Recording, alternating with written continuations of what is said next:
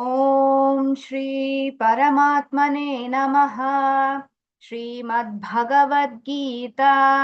अथ सप्तमोऽध्यायः ज्ञानविज्ञानयोगः। श्रीभगवानुवाच मय्यासक्तमनः पार्थ योगयुञ्जन्मदाश्रयः असंशयं समग्रं माम् यथा ज्ञास्यसि तच्छृणु।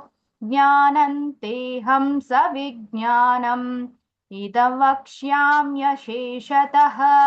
यज्ञात्वा नेह भूयोऽन्यत् ज्ञातव्यमवशिष्यते। मनुष्याणां सहस्रेषु कश्चिद्यतति सिद्धये यततामपि सिद्धानां कश्चिन्मावेति तत्त्वतः।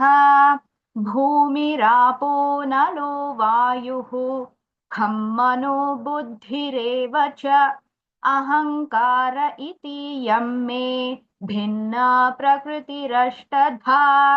अपरेयमितस्त्वान्यां प्रकृतिं विद्धि मे परां बीजभूतां महाबाहो ययेदन्धार्यते जगत्। एतद्योनिनि भूतानि सर्वाणीत्युपधारय अहं कृत्स्नस्य जगतः प्रभवः प्रलयस्तथा। मत्तः परतरन्नान्यत् कञ्चिदस्ति मत्तः परतरन्नान्यत् किञ्चिदस्ति धनञ्जय। मयि सर्वमिदं प्रोक्तं सूत्रे मणिगणा इव। रसोऽहमप्सु कौन्तेय प्रभास्मि शशिसूर्ययोः। प्रणवः सर्ववेदेषु शब्दः खे पौरुषनृषु। पुण्यो गन्धः पृथिव्यां च तेजश्चास्मि विभावसौ। जीवनं सर्वभूतेषु तपश्चास्मि तपस्विषु। बीजं मां सर्वभूतानां विद्धि पार्थ सनातनम्। बुद्धिर्बुद्धिमतामस्मि तेजस्तेजस्विनामहम्। बलं बलवतां चाहं कामरागविवर्जितं। धर्माविरुद्धो भूतेषु कामोऽस्मि भरतर्षभ। ये चैव सात्विका भावाः राजसास्तामस राजसास्तामसाश्च ये मत्त एवेति तान् विद्धि न त्वहन्तेषु ते मयि। त्रिभिर्गुणमयैर्भावैः येभिः सर्वमिदं जगत् मोहितन्नाभिजानाति मामेभ्यः परमव्ययम्। दैवी ह्येषा गुणमयी मम माया दुरत्यया। मामेव ये प्रपद्यन्ते मयामेतान्तरन्ति ते। न मां दुष्कृतिनो मूढाः प्रपद्यन्ते नराधमाः। मया यापहृतज्ञानाः आसुरं भावमाश्रिताः। चतुर्विधा भजन्ते मां जनाः सुकृतिनोऽर्जुन। आर्तो जिज्ञासुरर्थार्थी ज्ञानी च भरतर्षभ। तेषां ज्ञानी नित्ययुक्तः एकभक्तिर्विशिष्यते। प्रियो हि ज्ञानिनोत्यर्थम् अहं स च मम प्रियः। उदाराः सर्व एवैते ज्ञानितात्मैव मे मतम्। आस्थितः स हि युक्तात्मा मामेवानुत्तमां गतिम्। बहूनां जन्मनामन्ते ज्ञानवान् मां प्रपद्यते वासुदेवः सर्वमिति स महात्मा सुदुर्लभः कामैस्तैस्तैर्हृतज्ञानाः प्रपद्यन्तेऽन्यदेवताः तन्तन्नियममास्थाय प्रकृत्या नियता स्वया यो यो यान्तनुं भक्तः श्रद्धयार्चितुमिच्छति तस्य तस्याचलां श्रद्धां तामेव विदधाम्यहम् ततया श्रद्धया युक्तः तस्याराधनमीहते लभते च ततः कामान् मयैव विहितान् हितान् अन्तवत्तु फलं तेषां तद्भवत्यल्पमेधसां देवान् देवयजो यान्ति मद्भक्ता यान्ति मामपि अव्यक्तव्यक्तिमापन्नं मन्यन्ते मामबुद्धयः परं भावमजानन्तः ममाव्ययमनुत्तमम् नाहं प्रकाशः सर्वस्य योगमाया समावृतः मूढो यन्नाभिजानाति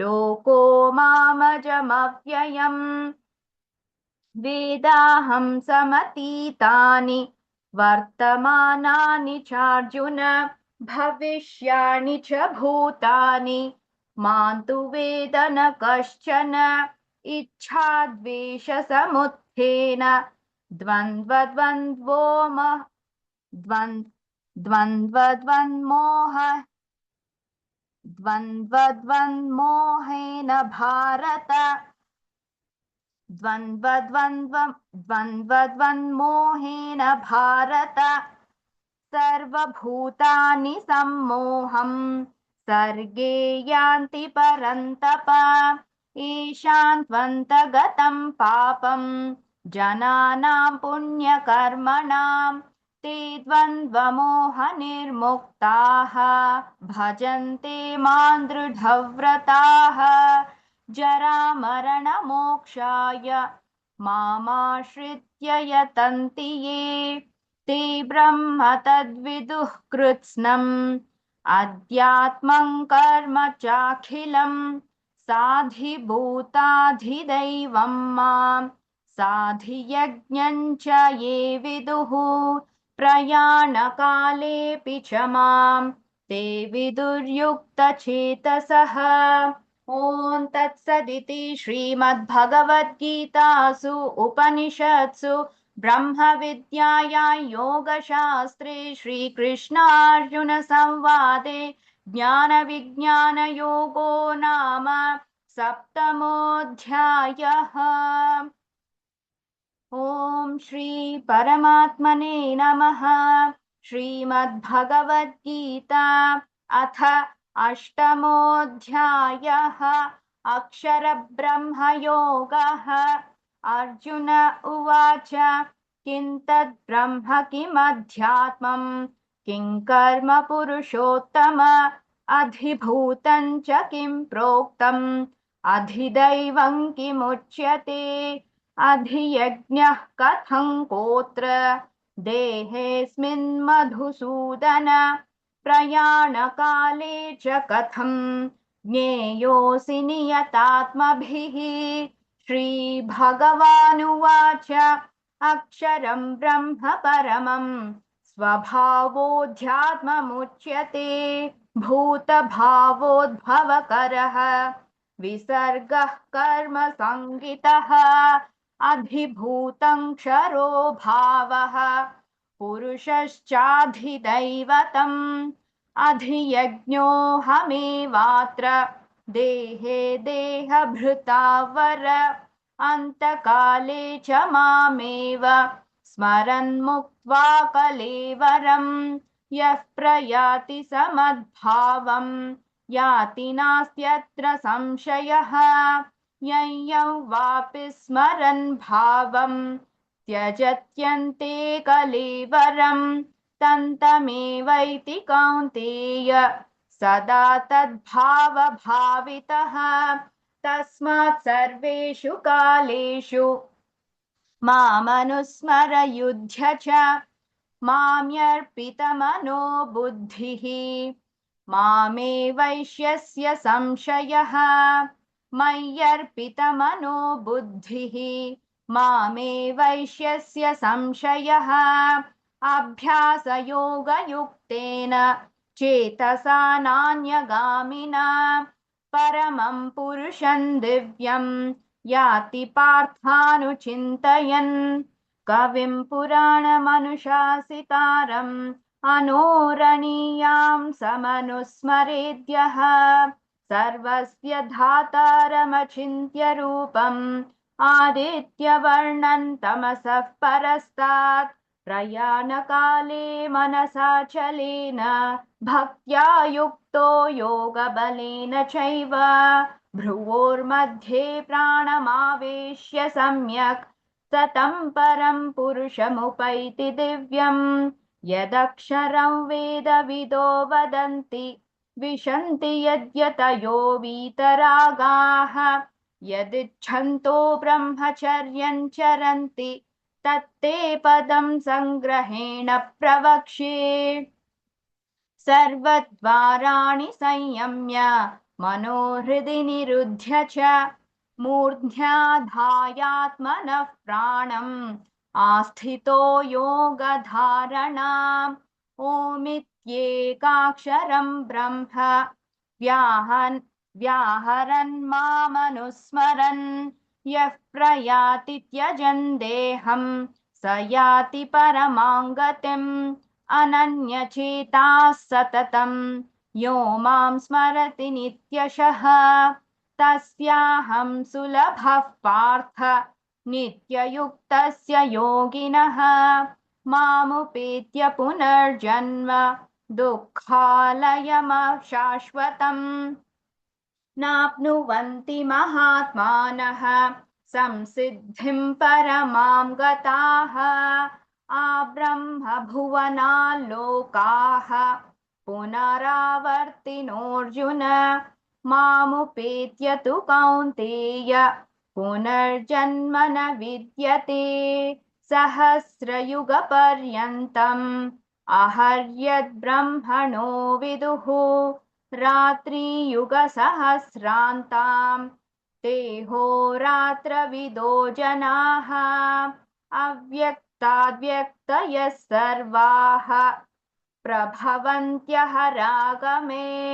रात्र्यागमे प्रलीयन्ते तत्रैवाव्यक्तसंज्ञके भूतग्रामस्य एवायम् भूत्वा भूत्वा प्रलीयते रात्र्यागमे वशः पार्थ प्रभवत्यहरागमे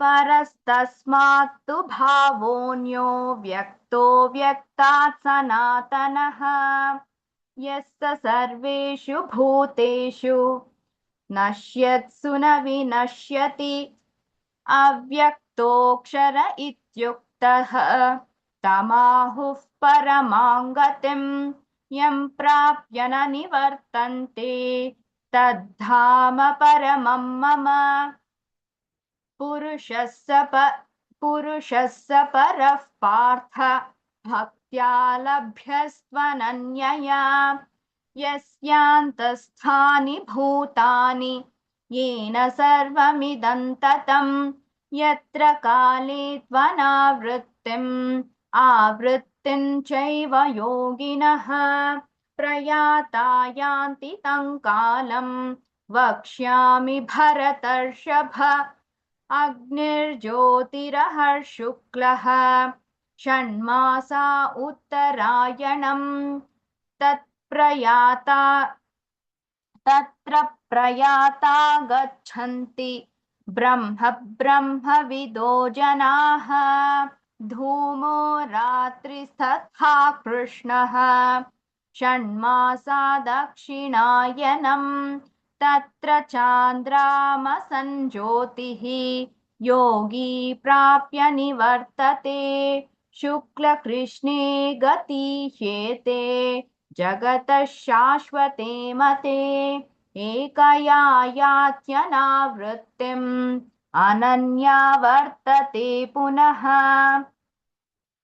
नैते श्रुति पार्थ जानन् योगी मुह्यति कश्चन तस्मात् सर्वेषु कालेषु योगयुक्तो भवार्जुन वेदेषु यज्ञेषु तपस्सु चैव दानेषु यत्पुण्यफलं प्रदिष्टम् अत्येति तत्सर्वमिदं विदित्वा योगी परं स्थानमुपैति चाद्यम् ॐ तत्सदिति श्रीमद्भगवद्गीतासु उपनिषत्सु ब्रह्मविद्यायां योगशास्त्रे श्रीकृष्णार्जुनसंवादे अक्षरब्रह्मयोगो नाम अष्टमोऽध्यायः।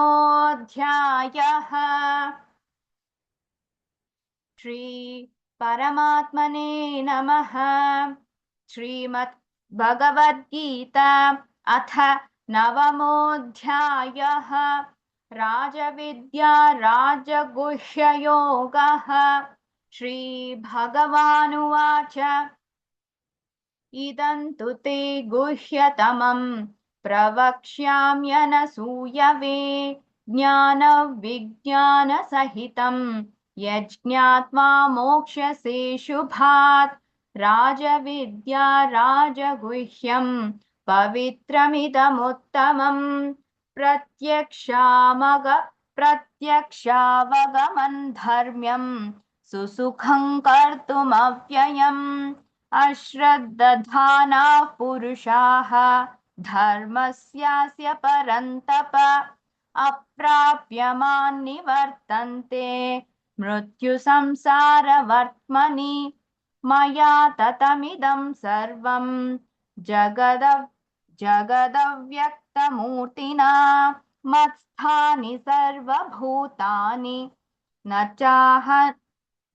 न चाहन्तेष्वस्थितः न च मत्स्थानि भूतानि पश्य मे योगमैश्वरम् भूतभृन्न च भूतस्थः ममात्मा भूतभावनः यथाकाशस्थितो नित्यं वायुः सर्वत्र गोमहान् तथा सर्वाणि भूतानि मत्स्थानीत्युपधारय सर्वभूतानि कौन्तेय प्रकृतिं यान्ति मामिकां कल्पक्षये पुनस्तानि कल्पादौ विसृजाम्यहं प्रकृतिं स्वामवष्टभ्य विसृजामि पुनः पुनः भूतग्राममिमं कृत्स्नम् अवशं प्रकृतेर्वशात् न च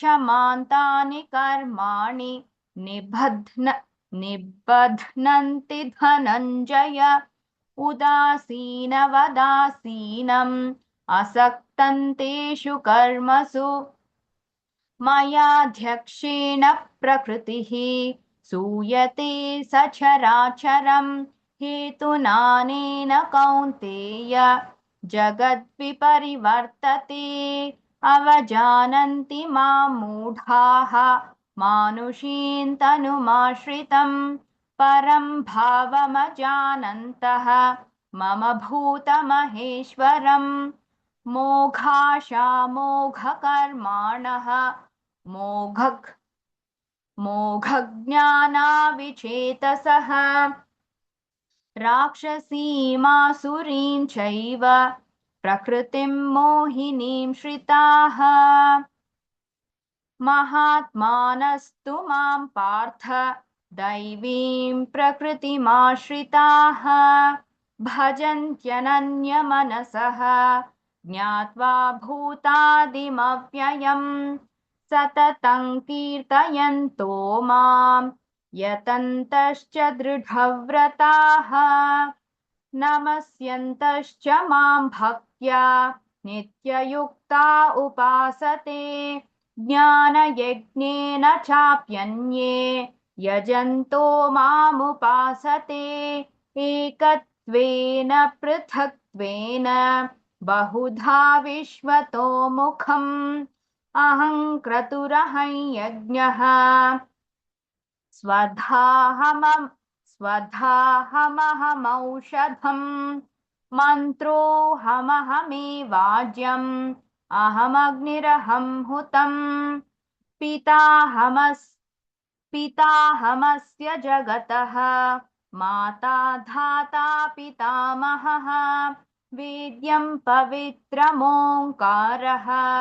ऋक्सामयजुरेव च गतिर्भर्ता प्रभुः साक्षी निवासः शरणं सुहृत् प्रभवः प्रलयस्थानं निधानं बीजमव्ययम् तपाम्यहमहौ वर्षं निगृह्णाम्युत्सृजामि च अमृतं चैव मृत्युश्च सदसच्चाहमर्जुन त्रैविद्या मां सोमपाः पूतपापाः यज्ञैरिष्ट्वा स्वर्गतिं प्रार्थयन्ते ते पुण्यमासाद्य सुरेन्द्रलोकम् अश्नन्ति दिव्यान् दिवि देव भोगान् ते तं भुक्त्वा स्वर्गलोकं विशालम् क्षीणे पुण्ये मर्त्यलोकं विशन्ति एवं त्रयी धर्ममनुप्रपन्नाः गतागतं कामकामा लभन्ते अनन्याश्चिन्तयन्तो मां ये जनाः पर्युपासते तेषां नित्याभियुक्तानां योगक्षेमं वहाम्यहम् येऽप्यन्यदेवता भक्ताः यजन्ते श्रद्धयान्विताः तेऽपि मामेव कौन्तेय यजन्त्यविधिपूर्वकम् अहं हि सर्वयज्ञानां भोक्ता च प्रभुरेव च न तु मामभिजानन्ति तत्त्वेनातश्च्यवन्ति ते यान्ति देवव्रता देवान् पितॄन् यान्ति पितृव्रताः भूतानि यान्ति भूतेज्याः यान्ति मद्याजिनोऽपि मां पत्रं पुष्पं फलं तोयं यो मे भक्त्या प्रयच्छति तदहं भक्त्युपहृतम् अश्नामि प्रयतात्मनः यत्करोषि यदश्नासि यज्जुहोषि ददासि यत्तपस्यसि कौन्तेय तत्कुरुष्व मदर्पणम् शुभाशुभफलैरेवम् मोक्ष्यसे कर्मबन्धनैः सन्न्यासयोगयुक्तात्मा विमुक्तो मामुपैष्यसि समोऽहं सर्वभूतेषु न मे द्वेष्योऽस्ति न प्रियः ये भजन्ति तु मां भक्त्या मयि ते तेषु चाप्यहम् अपि चेत् सुदुराचारः भजते मामनन्यभाक् साधुरेव समन्तव्यः सम्यग् व्यवसितो हि सः क्षिप्रं भवति धर्मात्मा शश्वच्छान्तिं निगच्छति कौन्तेय प्रतिजानीहि न मे भक्तः प्रणश्यति मां हि पार्थव्यपाश्रित्य येऽपि स्युः पापयोनयः स्त्रियो वैश्यास्तथा शूद्राः तेऽपि यान्ति परां गतिम् किं पुनर्ब्राह्मणाः पुण्याः भक्ता राजर्षयस्तथा अनित्यमसुखल्लोकम् इमं प्राप्य भजस्व मां मन्मना भव मद्भक्तः मद्याजी मां नमस्कुरु मामे वैश्यसि युक्त्वैवम् आत्मानं मत्परायणः। ॐ तत्सदिति श्रीमद्भगवद्गीतासु उपनिषत्सु ब्रह्मविद्यायां योगशास्त्रे श्रीकृष्णार्जुनसंवादे राजविद्या राजगुह्ययोगो नाम नवमोऽध्यायः।